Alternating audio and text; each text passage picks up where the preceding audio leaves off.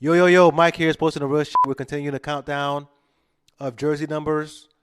Yesterday we did number 30, 29 days left, so today we're doing number 29.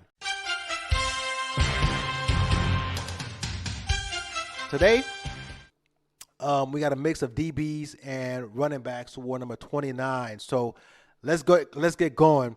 You guys might remember, for those who've been watching football for a couple years now, might remember number 29, Joseph Adai.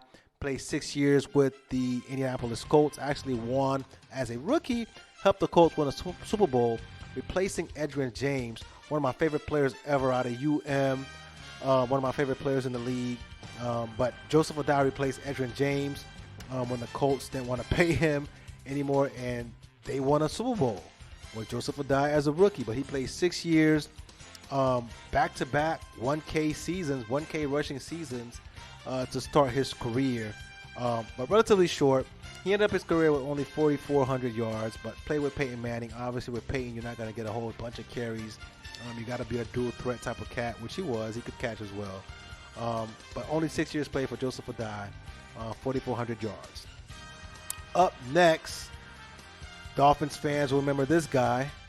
And by the way, if you didn't know, I'm a Dolphins fan by the jersey, by the way. Sam Madison. Sam Maddy, number 29, cornerback, 12 years total in the league, 9 with the Fins, 3 with the Giants, won the Super Bowl with the Giants in 2008. 38 career picks, 2 TDs scored, 4-time Pro Bowler, 2-time first team All-Pro, 2-time second team All-Pro. Sam Madison was that guy, lockdown corner, along with Pat Surtain, whose son, Pat Surtain Jr., is actually in the league now. They were a lockdown duo for the Dolphins, and that defense was nasty.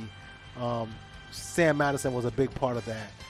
Locked down some of the best guys in the league. So Sam Madison, 12 years played, number 29, one of the best in the league to ever do it. Keeping going in the defensive backfield, Eric Berry.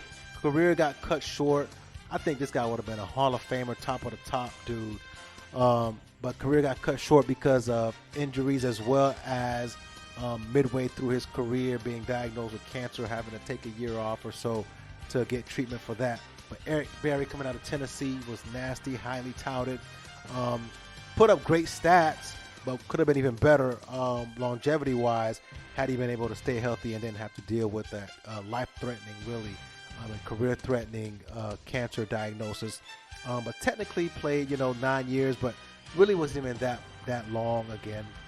Several seasons cut short because of injury. 14 picks, 5 TDs, 5-time Pro Bowler, 3-time All-Pro. But again, could have been even better, but cut short. Another DB, Earl Thomas. I think he was the leader of the Legion of Boom. Earl Thomas, number 29, 10 years, one of the best safeties ever, roamer, ball hawk. He allowed Richard Sherman and other corners in that system to play, their bump and run type of defense that they played, because anything over the top, Earl Thomas had it, right? So 10 years, ball hawk, 30 picks, 2 TDs scored, 4 forced fumbles, 7-time Pro Bowler, 3-time first team All-Pro, 2-time second team All-Pro, of course, Super Bowl champ with the Legion of Boom. This guy was amazing, man. We all remember him, having essentially his career ended just about with the Seattle Seahawks on the field and flicking off the sideline. Who knows? I'm not going to say who he was flicking the bird to. But great player, Earl Thomas. I think he's a potential Hall of Famer.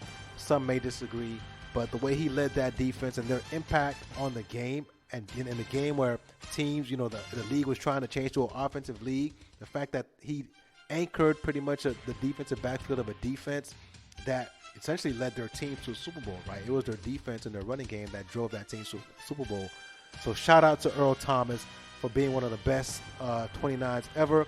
He played for Baltimore for 1 season, but we'll remember him as a Seattle Seahawk. Big-time player. Next, number 29, running backs. Demarco Murray, drafted in 2011, played 7 years, 7,000 total yards rushing.